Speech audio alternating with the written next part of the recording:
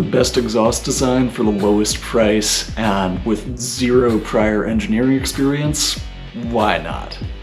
Phase 2 of the off-road rally Camaro build is off to an ambitious start with a custom exhaust built for a different kind of performance.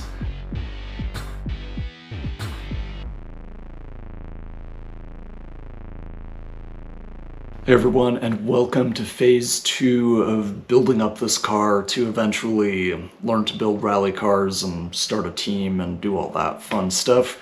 Right now we are in the second phase, which is called the G.A.S.P project group. I'll tell you more about that acronym in just a little bit. Today's video is going to cover a couple different topics.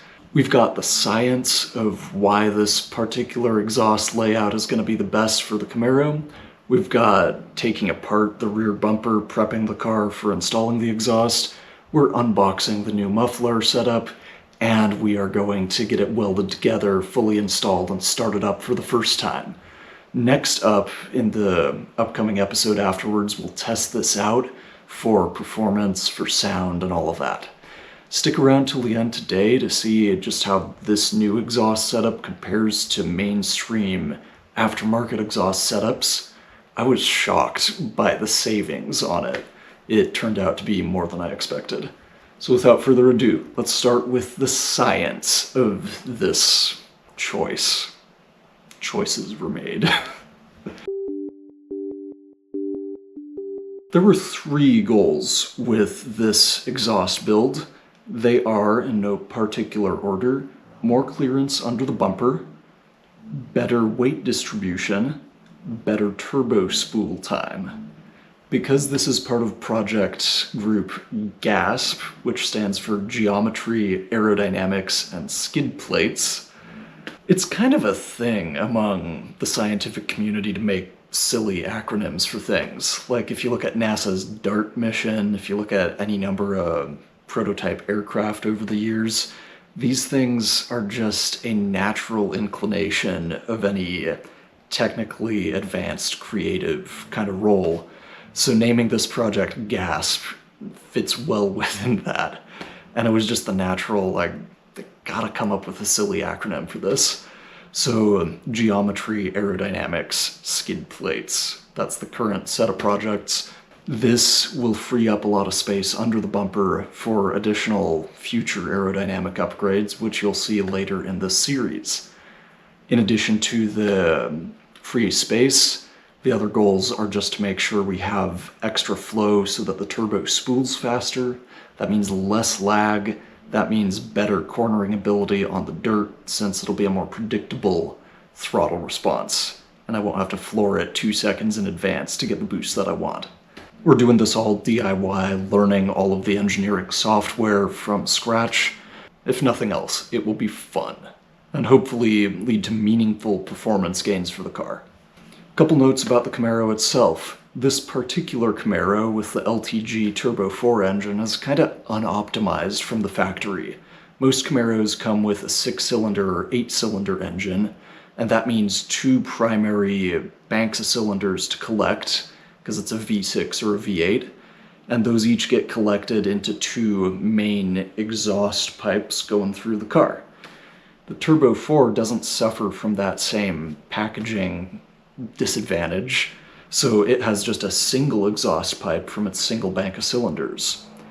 It uses the same factory dual exit muffler, dual inlet muffler, as you can see underneath, and because of that, it's kind of not optimal for flow for just a single bank of cylinders. The reason it uses the same muffler is because it's a lot cheaper to just run one design for all the cars. That gets the base price down, and it is just a better buy for most people. The nice thing is, for enterprising amateur engineers, this becomes a great opportunity for improvement.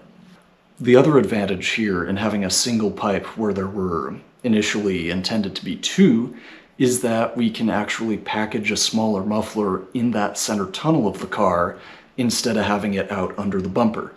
Again, this is going to meet that need for more space under the bumper, for more off-road clearance, and whatever aerodynamic upgrades we decide to put under there. So for this project, we ordered a very compact muffler. It's a 5" by 10" overall size. A Black Widow Widowmaker is the one that I found online that fit the dimensions and also fit the kind of performance specs that we were looking for. And this should fit somewhere in that center tunnel of the car further back. So it'll be ahead of the rear axle, which will be fantastic for weight distribution and hopefully improve the handling a little bit. The single pipe will take up less space under the bumper. The smaller muffler mounted ahead of the rear axle should improve the weight distribution. And finally, having a straight through kind of design should improve the flow alongside having a single pipe, which the internet tells me should be a little more efficient than having 2 pipes for that single bank of cylinders. And again, just as a note, all these projects are based on repeat looking through the internet and trying to learn as much as possible. There's no engineering degree behind this. This is purely amateur work, and we're just seeing what we can do, but this is not guaranteed to work on all cars, and it's not... I mean, it's kind of scientifically backed up that I've been reading a lot of science articles and watching science videos, but it's still this untrained individual doing it, so there's only so much you're gonna be able to glean scientifically from it at this stage. We are gonna test it scientifically as we can to see how the aerodynamic upgrades actually affect the car, but that's later in this series. With that muffler ordered and the layout decided, finalized to the extent that we can, it's time to start prepping the car. Since we're going from the stock dual exit system to a single exit, it's time to take off that lower bumper diffuser. Lower valence is what the internet tends to call it. And you can get replacement ones that are labeled as a diffuser, but they definitely don't diffuse in the same way as an actual diffuser.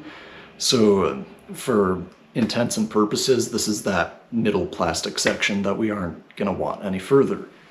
2 reasons for this. One is that we're going from that dual exit to a single exit, and it would look really silly to have just a single exit with that second cutout. So for aesthetic reasons, hilariously, that's one reason. The main reason, second one, is that that little lower bumper section is just going to be a big parachute with a big void behind it when that big factory, I feel like I'm looking up at it right now, the giant suitcase muffler from the factory, that is going to leave a big void under the bumper, and if that lower section is there, it's just going to be a parachute flapping around, and we don't want that. It did take quite a long time to undo all of the clips that hold the lower bumper section together. It's a lot of clips, a few little 7mm bolts, and eventually all of that comes off. And we can see just how big that factory muffler is by comparison. And it just takes up a lot of space. We're going to free up so much space and maybe even save some weight compared to the stock system just on deleting that alone. One little plot twist did rear its head. The little reflectors in the lower bumper that you need so that it's visible at night when it's not running are part of that lower section. And it took a while to figure out how best to reconnect them eventually to the plastic structure underneath using the stock hardware, which I'm kind of proud of how surprisingly well that went. They are securely mounted now, and it almost looks like it was a factory setup and they just kind of popped into a different shape or something when it was taken off. But it's not. I think it took an hour to get those properly seated in place. Soon the aftermarket muffler arrived. Okay, so let's open it. This box is already physically smaller than the muffler on the car outside, so we're gonna see just how much smaller this muffler is in the box. So I feel like I should be able to do this with my bare hands. I didn't plan any further ahead than anything else.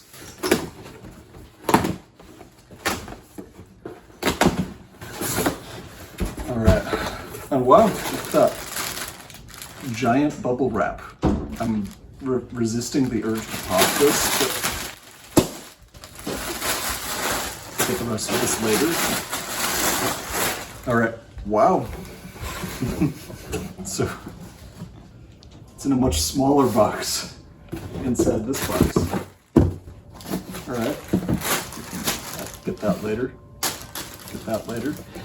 And then I believe, just go like, easy. It's just one staple. I'll open it.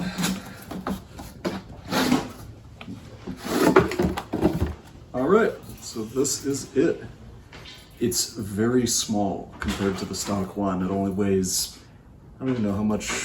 The big package said it weighs 8 pounds. This might be even lighter than that. This may come with a sticker somewhere, but oh, there it is. Hello. So this is Black Widow exhaust. The sticker doesn't actually go on this, it would melt, but like, we'll figure it out. So that is the muffler.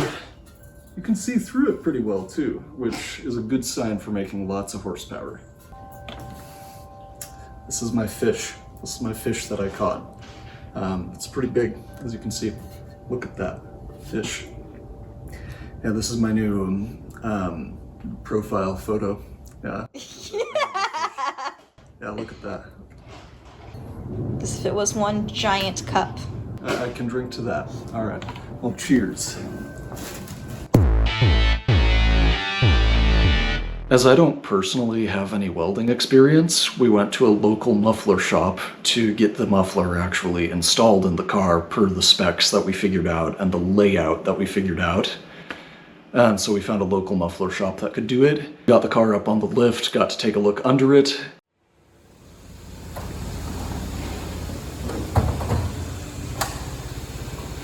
So funny to see how small that is compared to the full-size stock muffler. It's definitely going to open it up quite a bit. Mm-hmm. Is it okay if I duck under this? Okay. All right, so we have, that's the stock piping there. Goes all the way over into this big Y pipe that then goes way under the diff with these pinches here into that giant stock suitcase. This is the little Black Widow muffler we'll be putting in, which should also free up a lot of space under that rear bumper right there.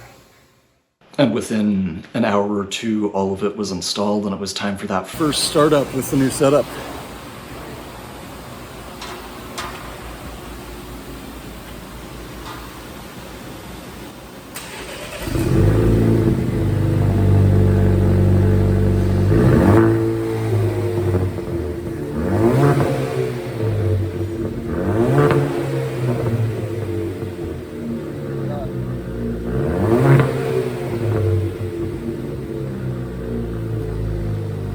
Quite entertainingly, even on the factory tune, it makes a few cute little popcorn sounds at the top of the rev range, which I assume is to kind of keep the turbo spooling if you're accelerating. I don't know for sure. I don't know much about tuning an engine. And I'm running the stock ECU tune on this car, so I'm happy with it, so I'm not gonna mess with that. It was funny to hear the little vroom, vroom. You can definitely see that it makes so much more space under the car to have it with this new setup with the muffler ahead of the rear axle and just a single pipe out the back.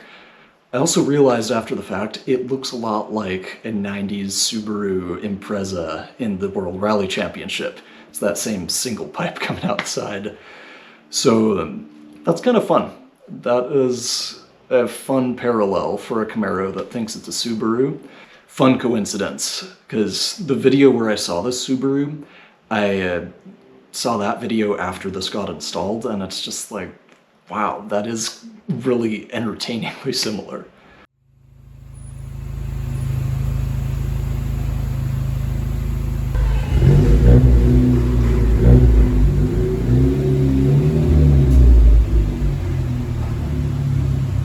I'll be in the comments to talk about the sound it makes. Let me know what you think. We will be testing it further in the upcoming part 2 of this video where we actually see how it performs. As I promised at the beginning, we've got the raw numbers on how the price of this custom setup compares to aftermarket mainstream options. We looked at a couple different exhausts that were just available as off-the-shelf kind of direct fit options. These ended up being kind of nicer quality than this build really calls for, and the cheapest axleback was just over $700 that we could find. The most expensive was almost $2,000 for a full catback setup, which just is a lot for the goals of this build and the goals of building something that's inevitably going to get a V2 and a V3 version anyway. That said, the total install price of this custom one, parts, labor altogether, was less than $500. $139 plus free shipping for the muffler, and then a total of $340 at the muffler shop, both for the piping and the labor to get everything welded together. So less than $500 compared to being cheaper than just the cost of parts for an axleback.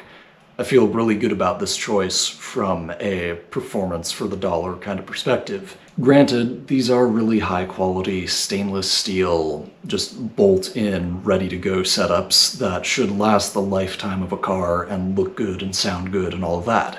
On the car, this doesn't look show car good like those ones do, but if you're worried about it looking like a show car, just know this ain't that kind of movie. Acknowledging the materials aren't the super show car fancy level stuff, I'm still really happy that this custom work ended up still being cheaper than off-the-shelf aftermarket options for something that's one of a kind, completely different than any other exhaust for a car like this on the market. Alright, in the next episode we're going to be testing out this exhaust for handling and sound at a rallycross competition. You can find the video for that right here. And if you want to check out the custom space shuttle vinyl wrap install method that we developed, you can check that one out right here.